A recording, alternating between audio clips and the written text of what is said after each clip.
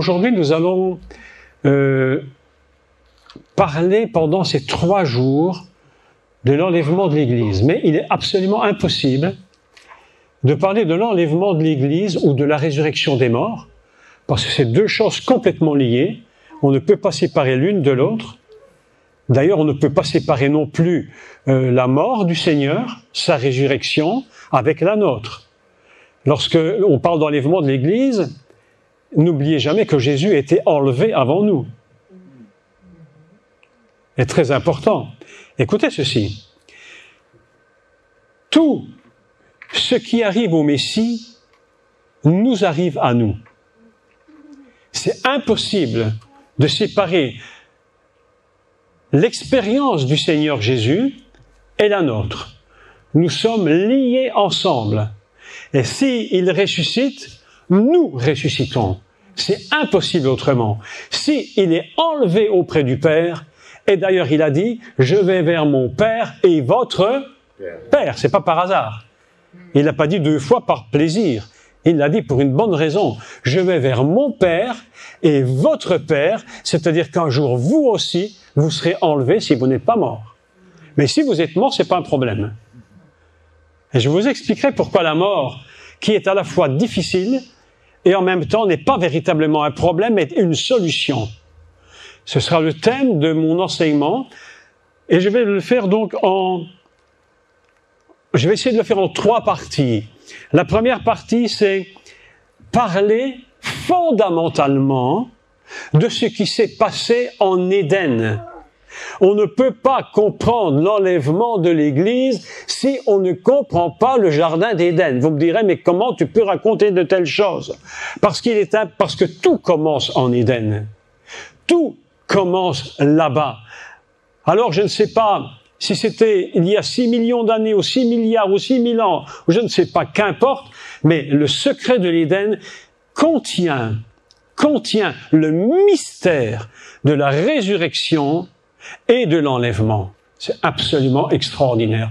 Vous savez, le problème de l'Église, c'est que l'Église s'est séparée de l'Ancien Testament.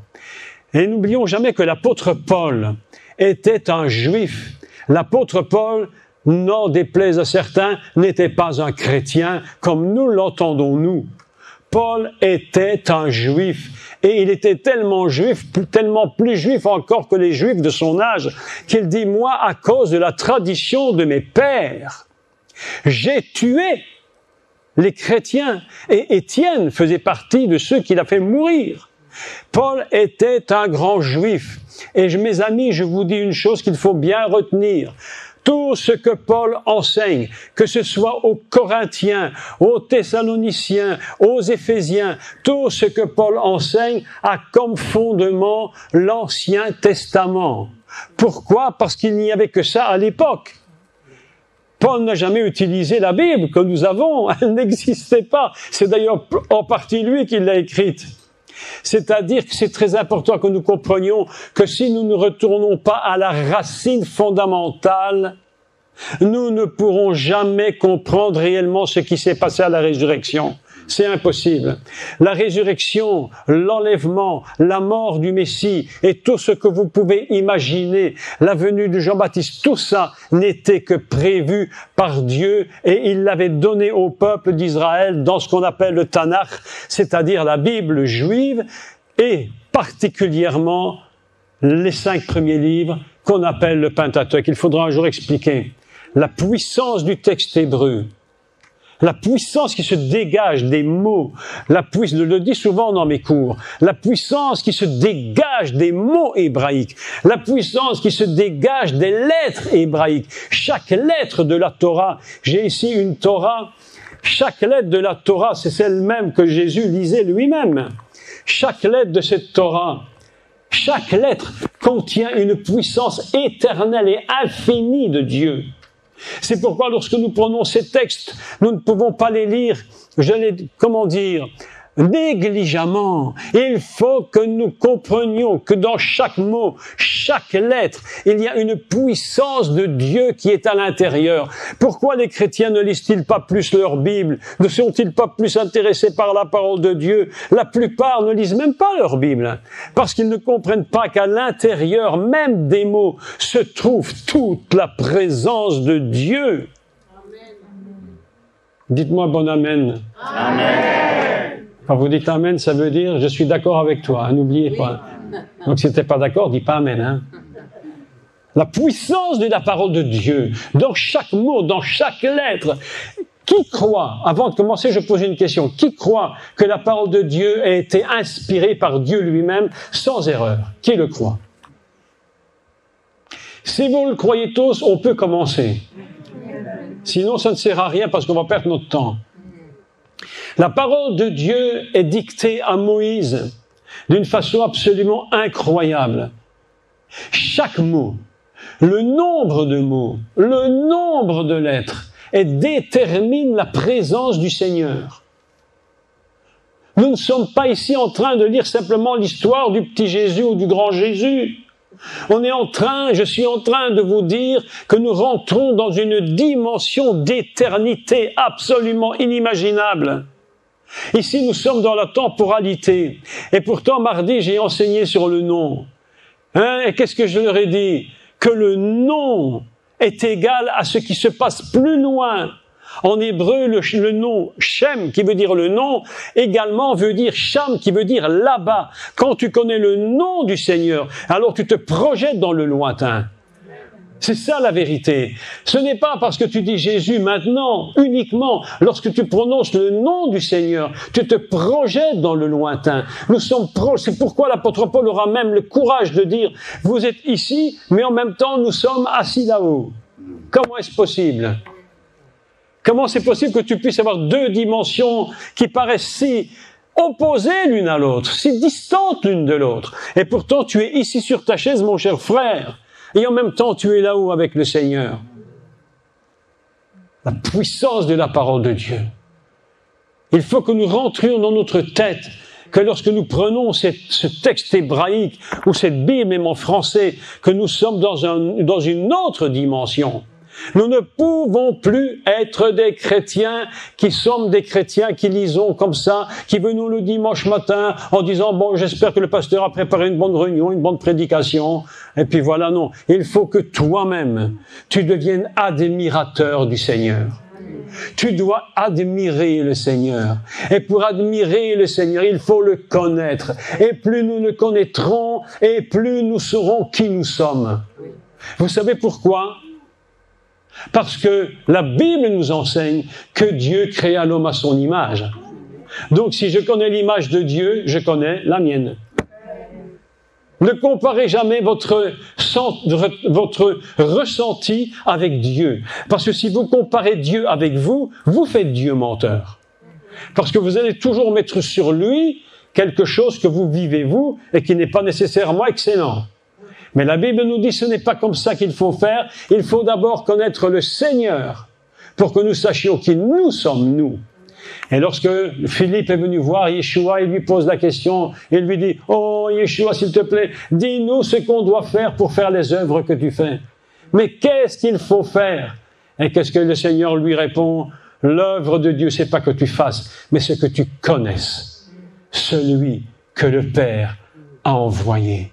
Plus nous connaîtrons le Seigneur, mes amis, plus vous le connaîtrez et plus vous saurez qui vous êtes. Je constate depuis tant d'années. Je prêche l'Évangile depuis l'âge de 17 ans. J'en ai 71. Et je vous dis, j'ai toujours entendu les mêmes questions qui reviennent. Les chrétiens se posent la question qui ils sont réellement. Les chrétiens ne savent pas réellement qui ils sont. Ils se cherchent toujours. Ils cherchent une identité. Ils cherchent quelque chose en eux. Ils ne trouvent pas, mes amis. Vous ne trouverez jamais et vous ne saurez jamais qui vous êtes. La seule façon de savoir qui tu es, c'est de connaître le Seigneur. Parce que plus tu le connais, plus tu sais qui tu es. Ça, c'est la vérité. Ma grande question, c'est de dire, Seigneur, Et je lui pose toujours la question, Seigneur, qui es-tu? Je te pose la question, mais dis-moi qui tu es. Moïse a fait sortir le peuple d'Égypte avec 10 grands miracles. 10 miracles incroyables. N'imaginez même pas que les miracles, c'est le film qui était tourné à Hollywood. Qui a vu les 10 commandements avec Charlton Heston? Oh! Mais mes amis, mais c'est complètement erroné, même si c'est beau. Les 10 commandements, les 10 plaies d'Égypte, c'est autre chose que ça. Les 10 plaies d'Égypte n'ont pas duré 10 jours, ça a duré des années. Il faut que vous le sachiez. Des années. Et Moïse fait sortir le peuple d'Israël. On pourrait se dire, mais il a tout gagné. Il connaît le Seigneur, il sait qui il est. Mais Moïse se tourne vers Dieu et lui dit, Éternel, quel est ton nom? Parce que mes amis, connaître le nom de Dieu, c'est plus important que de faire des miracles. Parce que si tu veux faire des miracles sans connaître son nom, tu ne feras que des illusions de miracles. Tu ne feras que des tentatives de miracles. Mais si tu veux voir de véritables miracles se produire sans que tu n'aies toi à intervenir par ta propre intelligence, il faut que tu lui dises, Seigneur, dis-moi, quel est ton nom? Et lorsque Moïse entend la voix de Dieu, la voix de Dieu dit, Moïse, Moïse, monte sur la montagne, parce que pour connaître mon nom, il faut que tu montes. Ah, c'est magnifique. Amen. Dites-moi Amen. Amen. Dieu est merveilleux. Le nom du Seigneur est merveilleux. Oh, je crois que c'est Gédéon, quand il a posé la question et qu'il a vu l'ange monter sur l'autel, il lui a dit, quel est ton nom? Il a dit, mon nom est merveilleux. Oh, dites merveilleux. Merveilleux. Ton nom est merveilleux. Et le prophète Isaïe, il commence en citant les qualités du divin et lui dit merveilleux. Est-ce que vous savez qu'en hébreu, le mot merveilleux, c'est le même mot que le mot miracle? Ah! Le mot miracle et le mot merveilleux, c'est le même. Quand il dit Dieu est merveilleux, c'est comme si tu lui avais dit Dieu, tu es mon miracle. Tu es mon miracle. Oh, extraordinaire. D'ailleurs, c'est ce que Moïse dit. Lorsqu'il a la bataille avec Amalek, il se bat, il va bâtir un autel à l'Éternel. Tu te rappelles? Et comment il appelle cet autel? Adonai Nissi. Et qu'on a traduit Éternel, ma bannière. Mais en hébreu, Nissi, c'est un miracle. On aurait dû traduire Éternel, mon miracle. Merveilleux. Si nous n'élevons pas le nom du Seigneur maintenant, tout de suite, dans le merveilleux de sa présence, tout ce que je peux vous dire après n'a aucun impact. Il faut que nous admirions le Seigneur. Il faut que nous le regardions et que nous lui posions la question, Seigneur, qui es-tu? Dis-moi qui tu es. Parce que lorsque je vais connaître de plus en plus de toi, plus je saurai qui moi je suis et plus je pourrai te servir. Vous savez, beaucoup de gens se posent la question, pasteur, peut-être tu le sais. Les gens te disent, qu'est-ce que je dois faire pour Dieu dans l'église? Oui, c'est des questions que les gens posent. Qu'est-ce que je dois faire? Je ne sais pas ce que je dois faire. Est-ce que c'est pas vrai? Oui, oui. C'est une très vilaine question. Je vais te répondre. Ce que tu dois faire, c'est connaître le Seigneur. Si tu le connais, tu ne te poseras même plus la question « qu'est-ce que je dois faire ?» D'office, tu sauras ce que tu dois faire. Parce que la parole de Dieu nous enseigne « j'ai mis dans ton cœur des chemins tout tracés. » Tu n'as même pas besoin de les chercher et de les inventer. Ils sont déjà en toi. Est-ce que tu le sais? J'aime mon frère, j'aime beaucoup son sourire. C'est très sympathique. Dans ton cœur, le Seigneur a mis les chemins. Ne cherche pas inutilement. Ne cherche pas à droite, à gauche. Tu ne vas pas trouver. Laisse seulement le Seigneur se révéler en toi. Et lorsque le Seigneur se révèle en nous, alors les choses se produisent. Moïse n'a pas dit « qu'est-ce que je dois faire, qu'est-ce que je dois faire ?» Moïse a entendu la voix du Seigneur. Il lui a dit « Moïse, monte ici. » Il s'est trouvé devant le buisson. Il a regardé le buisson. Il s'est détourné pour voir. Comment tu peux te détourner pour voir? Explique-moi comment tu fais, ma sœur. Comment tu fais dans le miroir en te détournant pour te voir? Ça n'existe pas. Parce qu'en réalité, le mot hébreu pour se détourner, c'est le même mot que de se regarder. Si tu veux savoir qui tu es, détourne-toi de ton passé et regarde le Seigneur. C'est la seule solution. On va introduire cette soirée par cette vérité indiscutable. Dieu est merveilleux. Il est au-delà de tout ce que tu imagines. L'image que tu en as de Dieu est extrêmement limite. Et nous avons besoin d'ouvrir nos yeux vers le ciel. Pourquoi je vous parle de ça? Parce que si je ne te parle pas de cette introduction bizarre, tu ne peux même pas comprendre la résurrection. Parce que lorsque Dieu crée Adam, je vais te dire une vérité qu'il ne faut jamais oublier. Est-ce que tu sais comment le monde a été créé? Il a été créé dans la sainteté. Il a été créé dans une sainteté que nous ne pouvons même pas imaginer. Le niveau de la sainteté de Dieu nous échappe. Parce que nous sommes dans un monde de pécheurs. Le jour où tu es venu au monde, où tu as poussé ton premier cri, tu étais dans un monde pécheur. Et ceux qui t'entouraient étaient du péché. Et parfois, je vois des publicités pour les vacances. Il est écrit, vous voyez une île magnifique à Martinique, tu vois les belles plages de Martinique, hein, avec les palmiers, là, tu vois, comment on appelle ça, les salines, magnifiques. Et c'est marqué sur les publicités, venez passer un temps au coin de paradis. Hein? Mais même les plus belles plages du monde, c'est un monde pécheur. Et lorsque Dieu regarde les plus belles plages du monde, les plus belles montagnes de tout l'univers, ce monde est un monde pécheur. Et Dieu souffre dans son cœur de Dieu. Vous savez pourquoi? Parce que Dieu a créé ce monde dans une sainteté que nous ne pouvons même pas imaginer. La sainteté de Dieu, c'est quelque chose dont nous n'avons aucune conscience. Aucune conscience. C'est pourquoi il est des gens nous disent, et vous avez tous entendu, je suis certain, c'est des choses qui se disent, « Oh, Dieu me comprend, c'est un petit péché. » C'est pas très grave. On avait une dame que nous connaissions, une dame en Belgique, elle racontait souvent des petits péchés comme ça. Elle disait, « Oh, mais Dieu me comprend, c'est un petit péché. » Et on ne se rend pas compte que le petit péché, aux yeux de Dieu, est tellement épouvantable que nous n'avons même pas conscience. Et à cause de ce petit péché, il a pris une dimension incroyable. Le péché dans le monde a été minimisé. On a réduit le péché à 3 fois rien.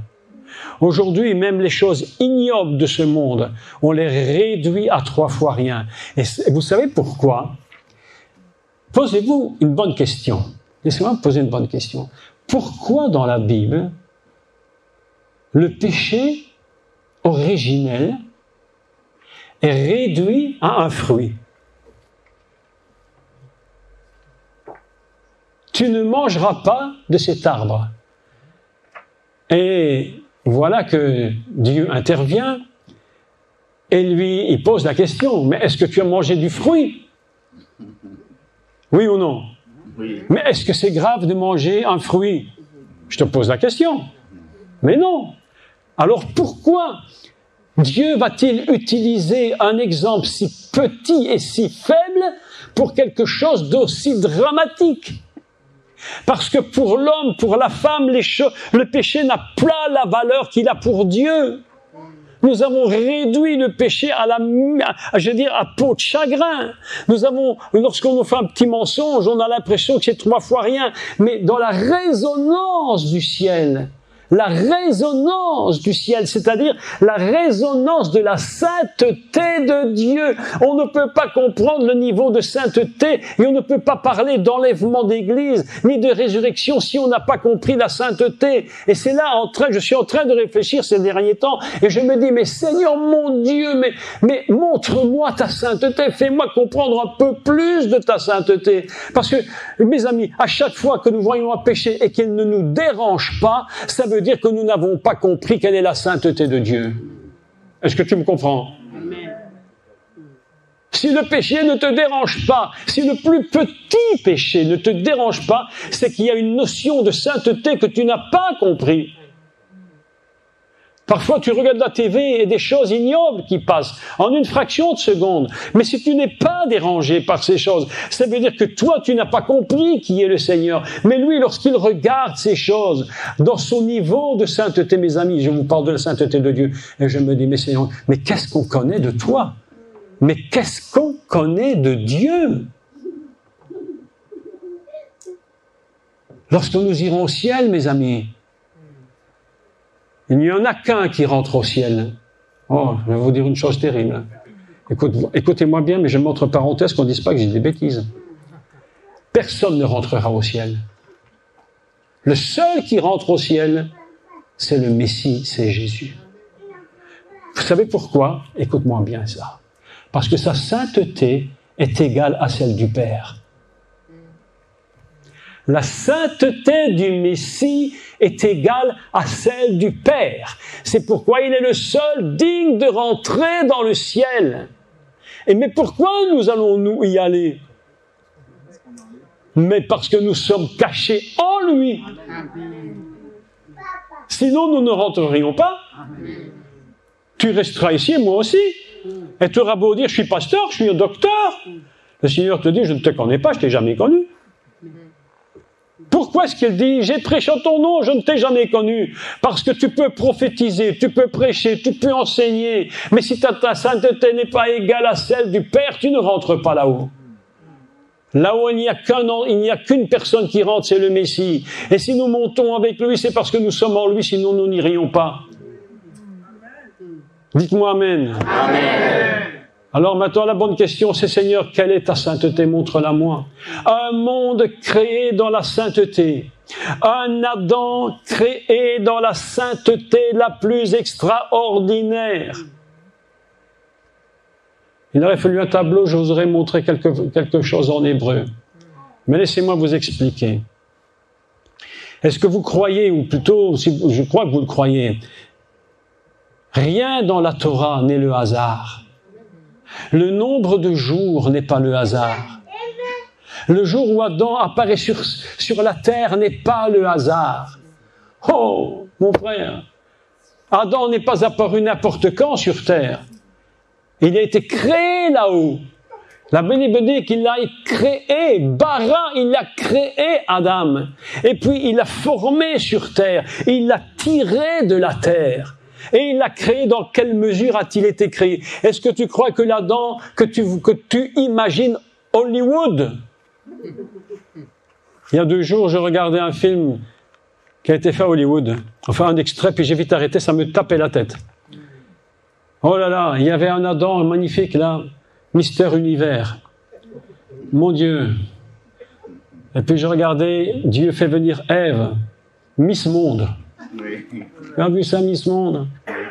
Mes amis, mais qu'est-ce que c'est que cette histoire? Ça n'a aucun sens, mais aucun sens. Parce que ce qu'on est en train de nous montrer là, dans ce film, même si c'est fait avec une bonne volonté, pour révéler certaines choses, l'Adam fondamental, il faut comprendre qui il est pour comprendre où il va. Si tu ne sais pas qui il est ici, tu ne peux même pas comprendre pourquoi Dieu va l'enlever et le faire monter là-haut. C'est impossible. C'est pourquoi j'introduis.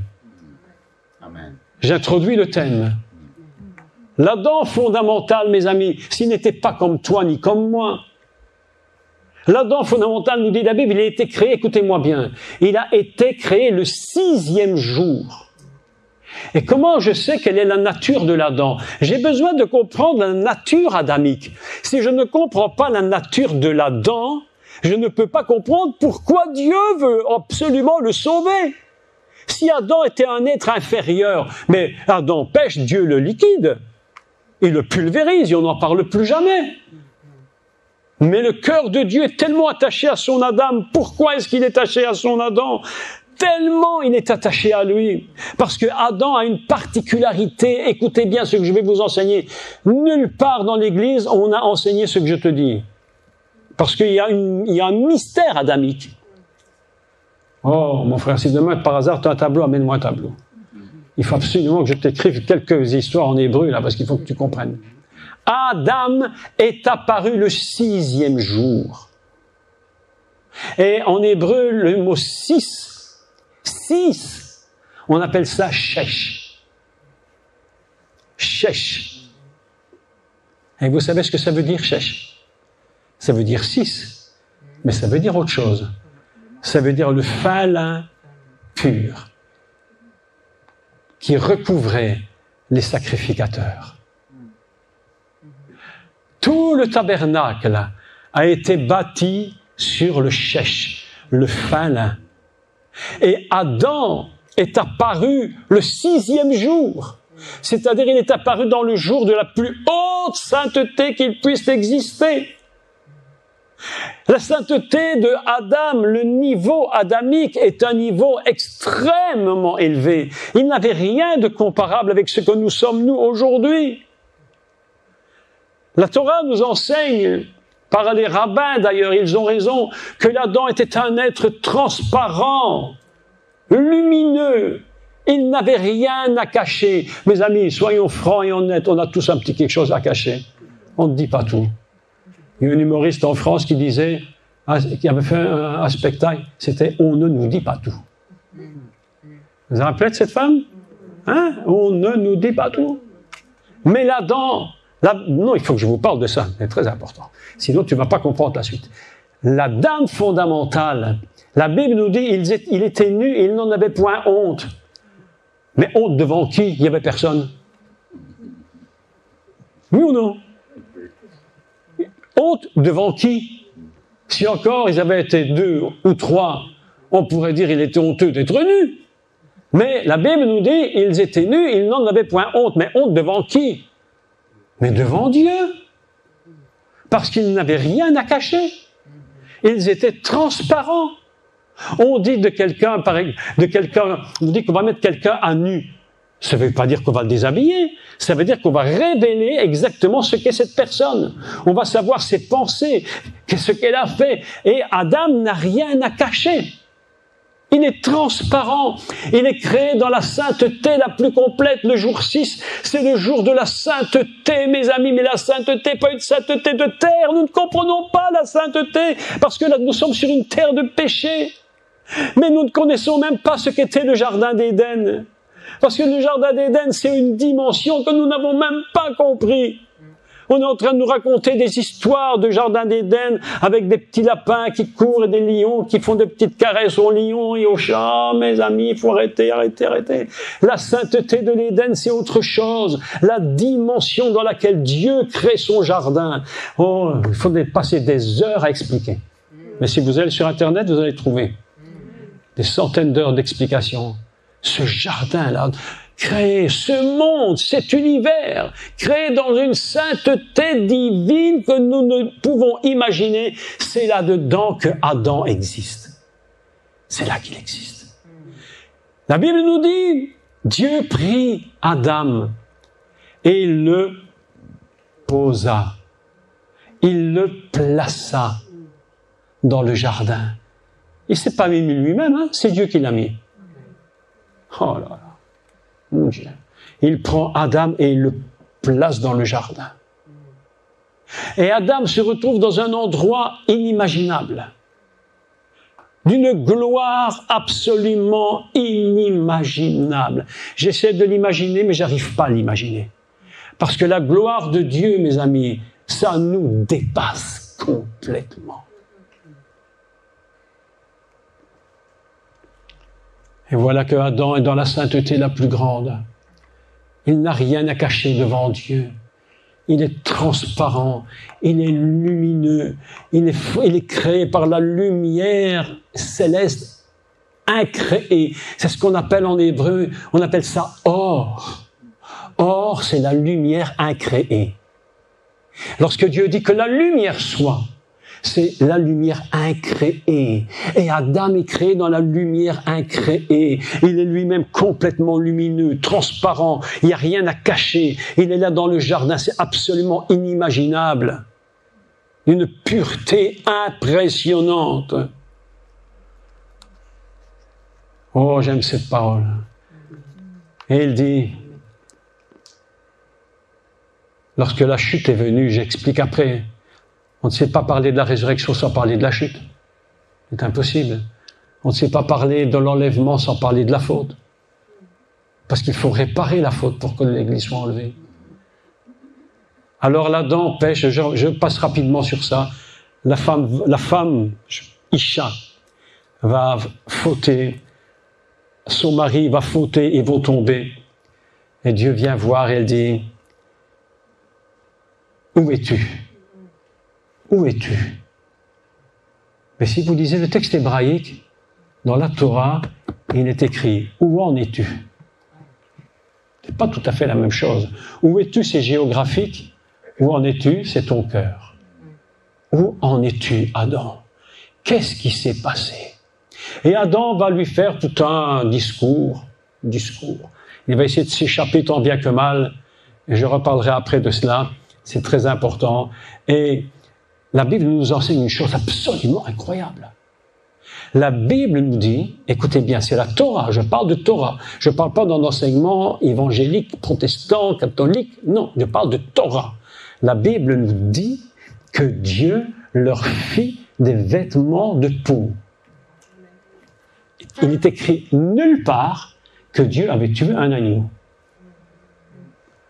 J'étais en Martinique, ma chère sœur, et j'étais avec un de nos frères là-bas, et il me dit, si, c'est écrit. Je lui dis, mon frère, je te donne, je ne sais plus, je dis n'importe quoi ici, je te donne 1 000 € si tu me montres qu'il est écrit que Dieu a fait des vêtements de peau de bête. C'est écrit nulle part. Nulle part.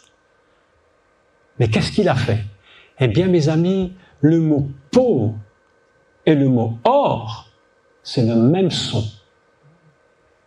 La lumière et la peau. C'est-à-dire que le mot peau, c'est ça. Après la chute, Dieu leur a fait des vêtements comme ça. Qu'était-il avant? Qu'est-ce qu'ils étaient avant? Quand je vous vois tous ici avec votre peau, elle a une capacité incroyable. Vous savez ce qu'elle a comme capacité, votre peau? C'est d'absorber la lumière. Et mon frère, elle s'est tellement bien absorbée qu'il est devenu noir. C'est-à-dire que le peuple africain est un peuple, ou entier, c'est un peuple hyper béni, parce qu'il y a une capacité de capturer la lumière et de se l'approprier. J'ai posé une antillaise. Il fallait bien compenser mon manque. Ah! La lumière incréée du ciel, de la dame, à la chute, a été perdue. La gloire de Dieu a disparu. Et c'est pourquoi l'apôtre Paul dit de Adam, l'homme a été privé de la gloire. Oui ou non? Oui. C'est-à-dire privé de la sainteté, privé de la lumière incréée. Il était maintenant un homme qui essaye de se cacher. Autrefois, il était transparent. Aujourd'hui, il essaie de se cacher. Et la Bible nous enseigne dans la Torah qu'il s'est caché dans l'arbre. Là où il a fait, on a traduit dans les arbres. Mais il faut dire dans l'arbre. C'est-à-dire là où il a fait la faute, c'est là qu'il va se cacher. Réfléchis un peu à ça. C'est dans ta faute que tu commets, que tu essaies de te débrouiller, et en plus, c'est quand tu te caches dans ta faute, tu sais ce qui se produit, tu deviens menteur. C'est pourquoi il dit, il s'est caché dans l'arbre du jardin. Et l'Éternel lui dit, Adam, où en es-tu? Adam, où es-tu? Qu'est-ce qui t'est arrivé, mon pauvre? Dieu a vu une déchéance, mais rapide. Le péché, mes amis, le péché nous entraîne dans une déchéance catastrophique. Le moindre petit péché nous empêcherait de rentrer au ciel. Un jour, j'ai fait un enseignement, les gens étaient choqués, et j'affirme et j'insiste. Tu peux prendre le plus saint de toute la terre. Le plus saint de tous les saints, des hommes et des femmes de toute la terre, faudrait-il le connaître, mais raisonnons par l'absurde et supposons que nous connaissions le plus saint de tous les plus saints, des plus saints, des plus saints, des plus saints de la terre. Il n'aurait commis qu'un milliardième de petits péchés inimaginablement petits, un homme extrêmement saint. Mes amis, il ne rentrerait pas au ciel. Parce que ce petit péché-là, si Dieu le laissait rentrer au ciel, le ciel deviendrait l'enfer. Parce que le péché a une puissance de reproduction. Le péché n'est pas un péché seul. Quelqu'un qui a l'habitude de regarder de mauvaises images, il croit une fois c'est pas grave, il se dit, mais une fois produit du fruit, et il regarde 2 fois, pour finir il devient accro. Il est addict à la pornographie, il est addict au mensonge. C'est pourquoi le fruit, Dieu dit, ne mange pas de ce fruit. Parce qu'un fruit a un pouvoir de reproduction. Est-ce que vous me comprenez? On est en train de placer le tableau de l'humanité complètement déchue. Et Dieu regarde Adam. Vous savez, l'amour de Dieu pour Adam, c'est un amour que nous ne pouvons même pas comprendre. Ça dépasse l'imagination humaine. Et vous savez pourquoi? Parce que lorsque tu regardes l'amour humain, peut-être tu te rappelles de mon cours que j'ai donné sur l'amour humain. Je ne sais pas si tu étais déjà en ligne. Mais l'amour humain, l'amour de Dieu, il se définit de 2 façons. L'amour humain, c'est l'amour que j'ai appelé l'amour Marguerite. Je t'aime un peu, beaucoup, pas du tout. À la folie, énormément. Beaucoup, pas du tout. Ça, c'est l'amour humain. Aujourd'hui, je t'aime beaucoup, demain, je t'aime un peu moins. Oui? Je vous dis la vérité, c'est comme ça chez tout le monde. Dans les communautés, dans les couples, dans les familles. Aujourd'hui, je t'aime beaucoup, mon amour. Demain, oh, qu'est-ce que tu me casses les pieds. Je t'aime vraiment beaucoup moins. Mais peut-être après-demain, je t'aimerai plus. Ça, c'est l'amour humain, oui ou non? Oui. Est-ce que c'est vrai? Tu es marié? Ah, est-ce que c'est vrai? Est-ce qu'il a dit la vérité? Là, il n'a pas menti, hein. C'est l'amour Marguerite. Un amour qui n'est pas stable. Un amour qui bouge complètement. Mais l'amour de Dieu, ça, c'est quelque chose d'inimaginable. C'est un amour qui ne bouge pas. Amen. Il est fondé, je vais dire une bêtise, il existe dans la sainteté divine. Notre amour, nous, humains, Marguerite, c'est un amour qui est fondé sur une limite de sainteté. Ou parfois pas du tout de sainteté. Mais l'amour de Dieu, c'est la sainteté à un niveau que tu ne peux imaginer, et cet amour ne fonctionne qu'avec ce niveau de sainteté. C'est-à-dire que quand on dit Dieu a tant aimé le monde, on n'a rien compris grand-chose. On n'est pas dans une dimension de l'amour terrestre. Il ne dit pas je t'aime parce que t'es mon ami. Il dit je t'aime parce que je t'ai créé dans ma sainteté la plus complète. Et mon amour, quand je t'ai créé, tu ne peux même pas imaginer. C'est pourquoi lorsque l'Adam va chuter, Dieu est complètement bouleversé. Et il va voir Adam et il lui a pas demandé qu'est-ce que tu as fait. Il lui a demandé mais qu'est-ce qui t'est arrivé? Où en es-tu? Où en es-tu? Où en es-tu, Adam? Je t'ai créé là-haut, dans mon ciel. J'ai fait de toi un être incroyable. Mes amis, si tu pouvais imaginer un peu plus ce qu'était là-dedans, fondamentalement, au début de la création, nous serions stupéfaits. Et à un moment donné de l'histoire, le Messie, écoute ça parce qu'il faut introduire maintenant le Seigneur dans le ciel. Très bon. Important. Yeshua appelle Pierre, Jacques et Jean et il dit montons sur la montagne. Et il monte sur la montagne et il dit il monta pour prier. On était sur la montagne de la transfiguration là, on était en Israël au mois de juillet. On est monté là-haut, on s'est dit mais comment ils ont fait? Rien que pour monter, c'était toute une galère. Déjà en voiture c'est compliqué, mais alors à pied. Et les voilà qui se retrouvent à 4 là-haut. Et là, Mais la Bible nous enseigne une chose, écoutez ceci. Alors, pour les chrétiens, c'est le Nouveau Testament, mais en réalité, c'est l'Ancien. Yeshua se retrouve en haut avec ses disciples. Et la Bible nous enseigne que tout à coup, la nuée est venue, la gloire. Quand la gloire descend, je ne te dis pas la gloire imaginaire. Non, la vraie de vraie. Celle que tu ne peux pas gérer, que tu ne peux pas contrôler, que tu ne peux même pas produire. Mais même quand tu chantes le mieux du monde, tu ne produis pas la gloire. Tu essaies de t'approcher de la gloire. Mais nous ne produisons pas de gloire. La gloire n'est pas produite. Nous ne sommes pas des producteurs de gloire. Est-ce que c'est vrai? Elle est là-haut. Il n'a pas besoin de nous pour sa gloire. Il fait très bien sans nous. Si nous n'étions pas là, sa gloire est quand même là. Nous ne produisons pas l'onction. Il n'y a aucun producteur d'onction. Ceux qui disent on va produire de l'onction, tu peux déjà te dire, ils ont raconté une grosse bêtise.